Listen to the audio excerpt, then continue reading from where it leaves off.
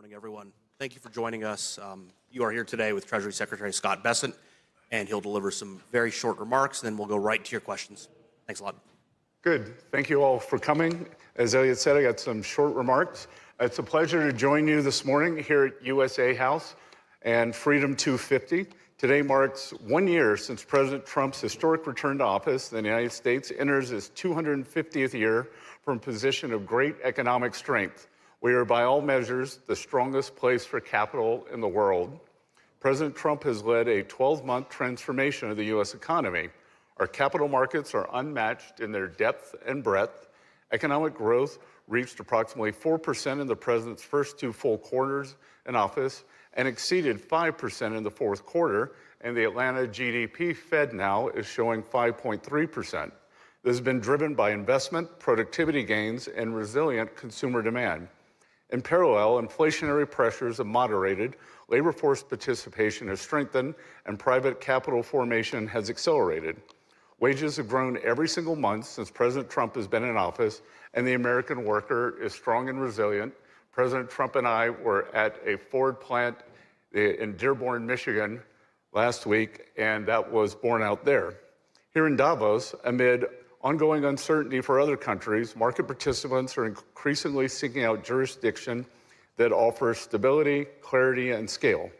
The United States continues to lead across all 3 dimensions, which is why the rest of the world wants to grow with us and invest with us, and we welcome them with open arms. Taken together, President Trump's policies have delivered a historic economic comeback for both Wall Street and Main Street in record time. For too long, Main Street has been overlooked. President Trump's policies have put American workers first, the backbone of our economy.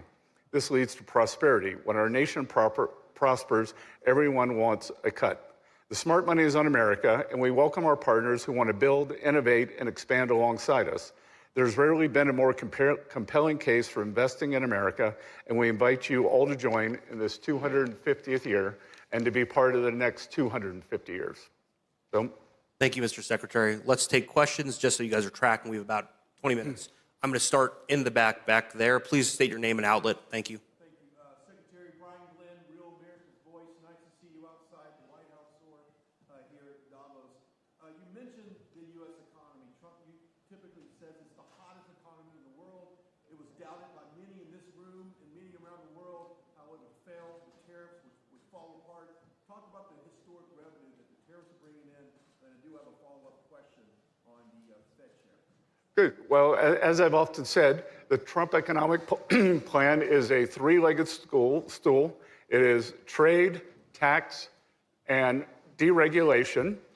Trade, we have signed historic trade deals, and we are bringing in the hundreds of millions of dollars of tariff revenue. But more importantly than that, on the other side, and I think what goes unnoticed and it should be highlighted, is as we do these trade deals, not only is the U.S. taking in revenue, we have pushed down the tariffs mostly to 0 with other countries, and we've taken down non-tariff trade barriers. That's why you saw a dramatic jump in exports in the U.S. in the 3rd quarter. On tax, we got the one big, beautiful bill done on July 4th, which no one said could be done. And in that, we have full expensing, permanent, which gives business great certainty for equipment. We have full expensing for factories and ag structures, so we are seeing a CapEx boom. The CapEx is up 12%. In the history of economic cycles, CapEx booms always lead to employment booms. And then thirdly, and the silent part that is really taking hold now, is the president's deregulatory agenda. For too long, we have over-regulated. We are in Europe, the center of the great regulatory morass. The Draghi report came out and said that Europe needs to deregulate. President Trump has taken the initiative and deregulated, whether it's what the Treasury does in financial markets. We are safely and soundly deregulating the banking and financial system. According to Oliver Wyman, we may have added $2.5 trillion in lending capacity, which will help finance our AI boom. In energy, we are making it possible to drill in the U.S. again. And in, excuse me, in every other industry, we are cutting back regulation, and that is leading to great certainty for businesses. We have, in the US, we have tax certainty, regulatory certainty, and energy certainty, which makes the US the best place in the world to come and invest. Yeah, and a follow-up question real quickly. Can you update us on the hunt for the new Fed chairman to replace Jerome Powell? We have 4 fantastic candidates. It will be up to the president, and I would imagine that he will have an announcement maybe as early as next week. Great. We'll start up here at the front. Name and outlet, please. Thank you. Right there. Yep. Secretary James Keaton, Associated Press, thank you for coming to CCA. How can the global economy grow when countries don't know from one day to the next whether they will face new tariffs?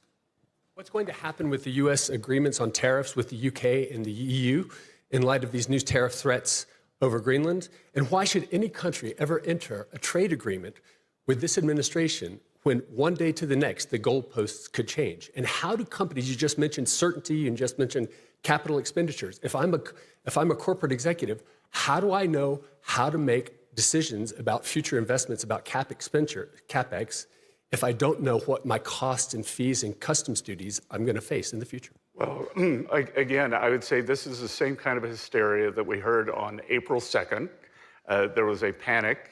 And what I'm urging everyone here to do is sit back, take a deep breath, and let things play out. As I said on April 2nd, the worst thing countries can do is escalate against the United States.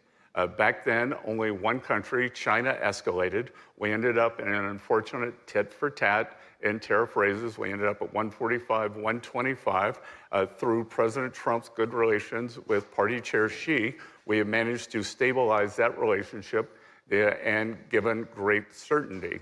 And as far as your question about the additional tariffs, what President Trump is threatening on Greenland is very different than the other trade deals. So I would urge all countries to stick with their trade deals. We have agreed on them, and it does provide great certainty. Great. Thank you. We'll take the next question, please. Let's start here in the front row with the laptop. Please state your name and outlet. Tim Bartz from German magazine Der Spiegel. If it's true that your economic policies are so successful, why doesn't it resonate with the American people? Your president and the government is highly unpopular in your country. Are they not able to understand what you have achieved, or what's the reason for that? Great question. I can tell you what we are not going to do. We are not going to do what the Biden administration did, and I believe the American people still have inflation PTSD from the biggest inflation in 49 years, and the Americans, they are right to be upset. The Biden administration created an affordability crisis like we have not seen. We are working to bring that down, and please recall that many outlets in this room said that it was a vibe session. The American people do not know what they are feeling. They don't know how good they have it. What I believe is that the policies will take root and that we are going to see a very, very strong economy this year. We could see 5%, between 4-5% real growth, which would mean 7 or 8% nominal growth.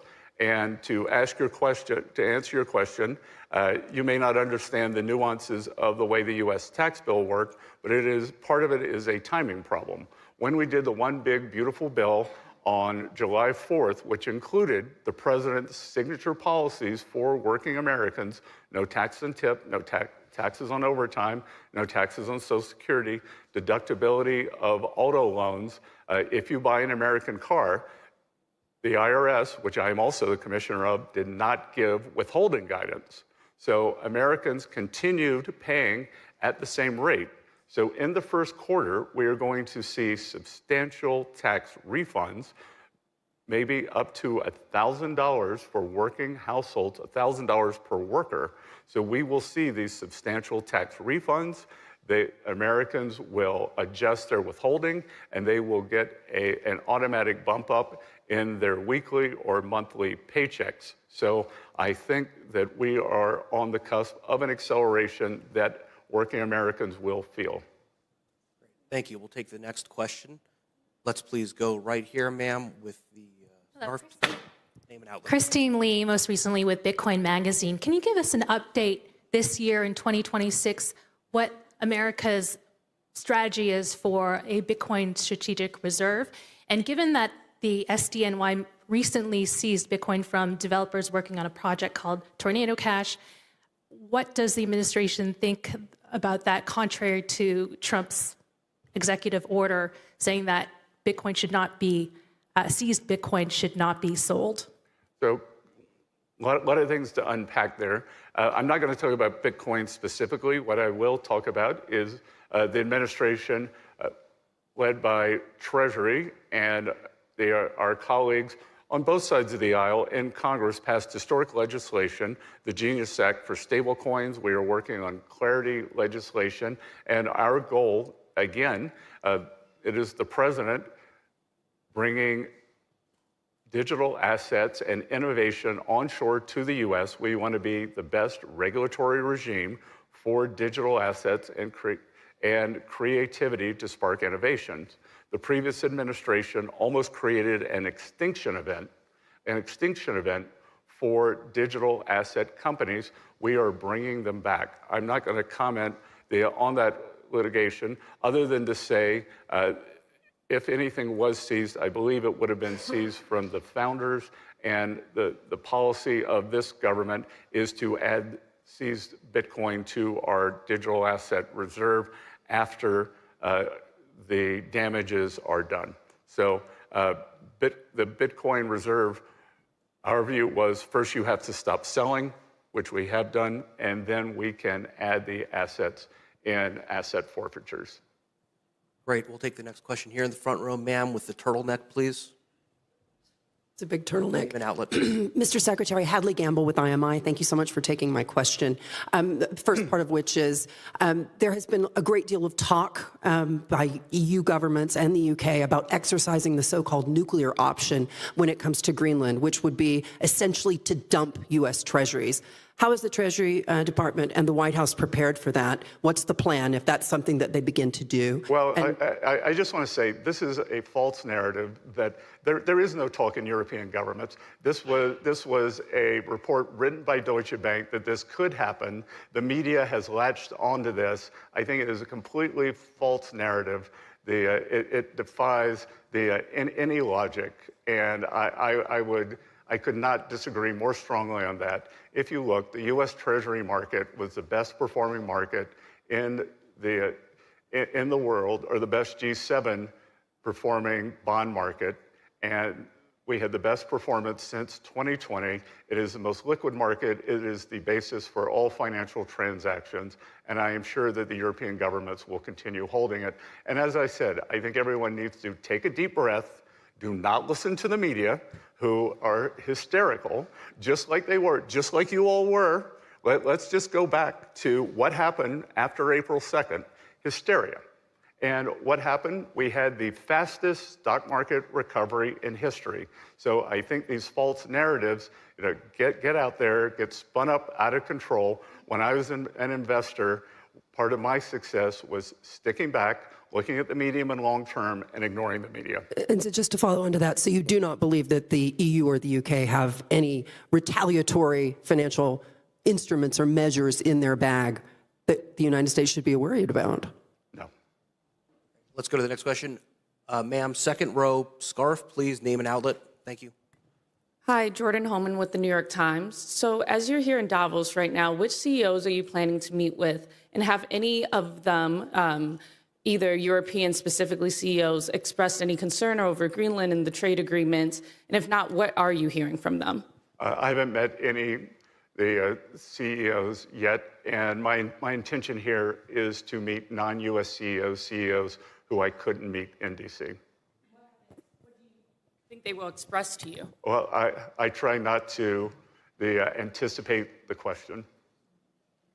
Great, thanks. Let's go right here in the middle. But I will give them the same message I just gave you all, that take a deep breath and let this play out.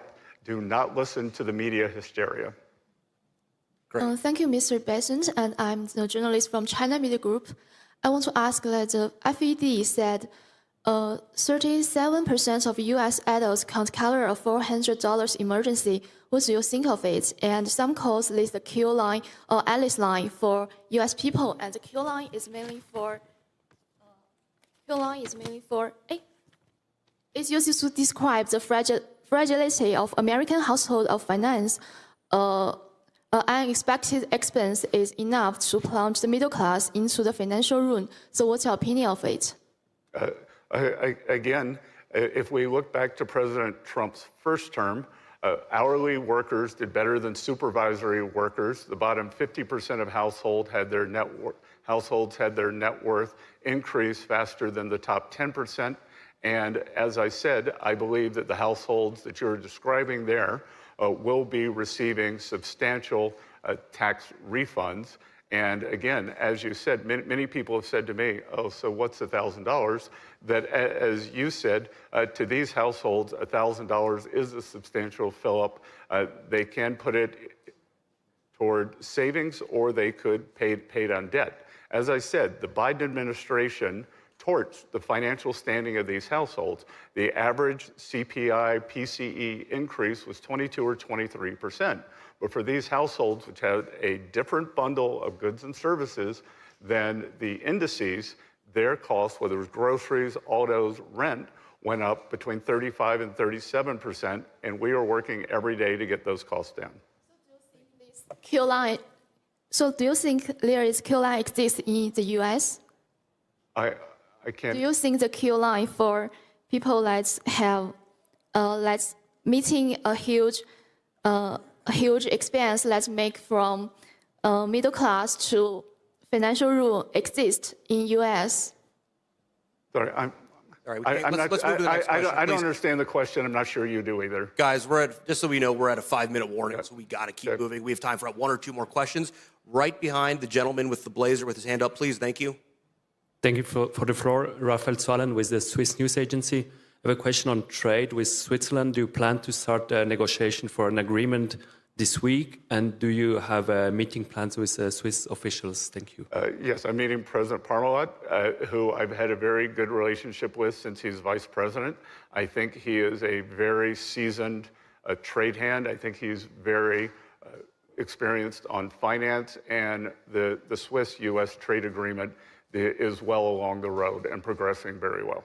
Great. And this is going to be our last question today. Guys, remember, there is a press briefing tomorrow for those who don't get one in. I'll take one from the back, ma'am, in the blazer. Thank you very much. Hi, thank you for taking my questions. I'm Malin from the Swedish business newspaper Dagens Industri. I just wonder, do you consider Europe to be an ally of the United States? And if so, I mean, how much economic pain are you prepared to inflict on Europeans and Americans alike in order for the United States to get their hands of a territory of an ally? Again, I think that question is a miss of the false alternative. You're once again going to the farthest point, a maximalist position, that we are in the middle of President Trump's policies. And of course, Europe is an ally. The U.S. NATO membership is unquestioned. We are partners in trying to stop this tragic war between Russia and Ukraine. But that does not mean that we cannot have disagreements on the future of Greenland. Yeah, but if there's a protracted trade war between the U.S. and Europe, but again, what price are you prepared to you pay? say if there's a protracted trade war, why are we jumping there? Why are you taking it to the worst case? Calm down the hysteria, take a deep breath. This is where we were last year. I'm sure you would have asked me the same question if we were here on April 2nd. And you know what? It all worked out. The economies are fine. We have a very good trade agreement. And I think our relations have never been closer. If anyone in this room wants to go back and study history, has anyone done that? What happened in post-World War II? It was not a straight line. Konrad Adenauer did not always agree with the U.S. presidents. Charles de Gaulle certainly did not agree with the U.S. positions, but that did not mean that we were not strong allies against the Soviet Union, did it? That's You want to right. answer that? Did it? So what's your message to European business leaders then who are now hesitating about the financial relation they have with the US? That it's been 48 hours. As I said, sit back, relax. I am confident that the leaders will not escalate and that this will work out in a manner that ends up in a very good place for all, for national security, for the U.S. and for Europe. Thanks. Thanks, everybody. That's going to be the last question for today. We have to restage this room. Thank you, Mr. Secretary. What I will again remind you all, there is another press briefing. Everyone who is here today is invited tomorrow. I would project that during tomorrow's press briefing, there will be additional discussion of trade. That would be a good time to get any of those outstanding questions in. Thank you so much for coming. On a practical basis, please let me know if you did not have the Luma invite. Some of you came out in without the Luma invites. We want to make sure you're on the list to be able to get to tomorrow's press briefing.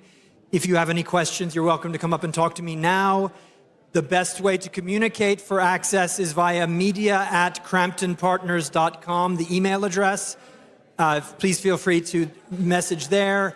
All of these have been streamed on YouTube at the YouTube channel for USA House, and you can see it there. So please talk to Katie Campbell at the back if you are not in the Luma. I can answer questions up here about Access if you would like. And for the Luma, if you'd like the Luma address, Katie is in the way out. You can talk to her. Just make sure you're on the